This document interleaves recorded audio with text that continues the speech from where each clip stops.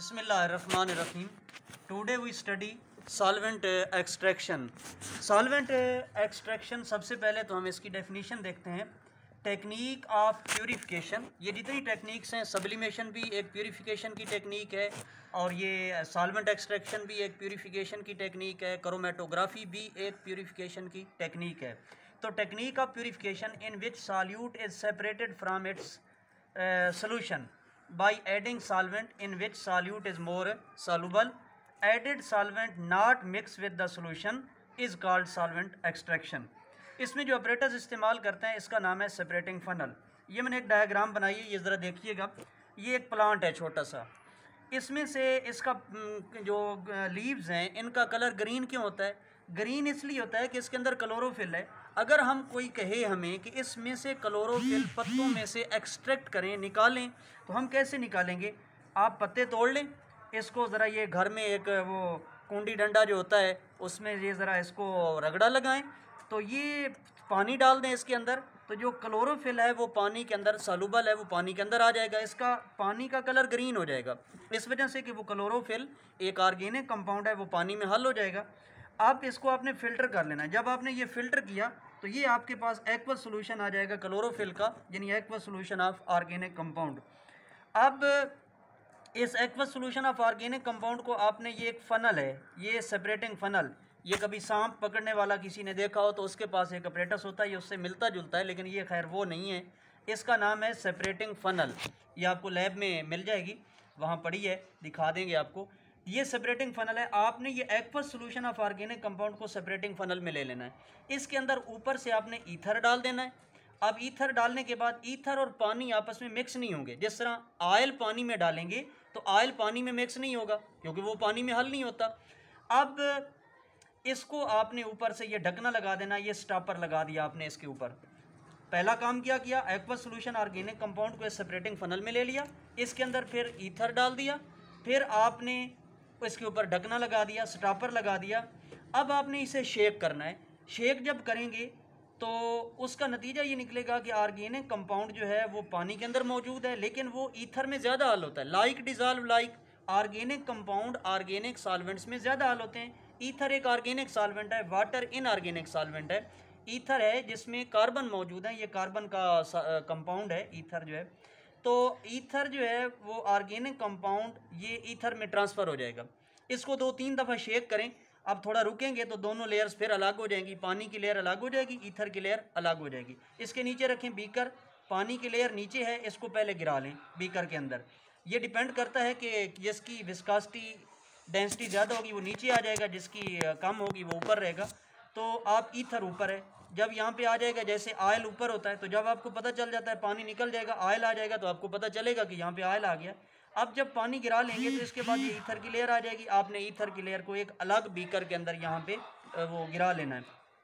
अब इस को आपने, ये जो ईथर लेयर आपने बीकर में इकट्ठी की है, कलेक्ट की है, ये आप धूप में रखें या टेबल पे रख दें लैब के अंदर।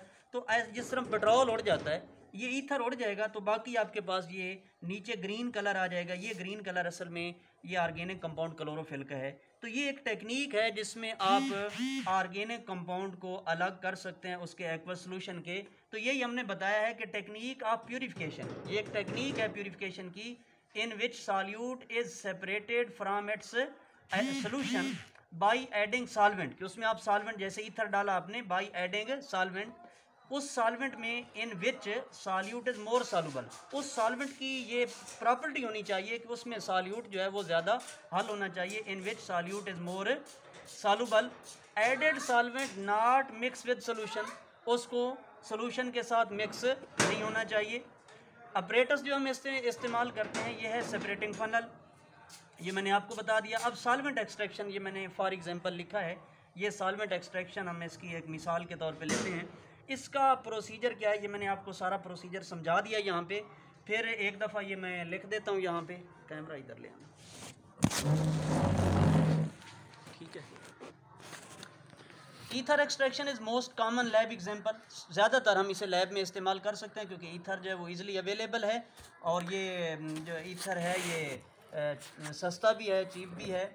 It is use to separate the organic compound from its aqueous solution. आप इसे एक्वस सोल्यूशन से अलग करने के लिए सॉल्वेंट ये ईथर एक्सट्रैक्शन को आप इस्तेमाल करते हैं।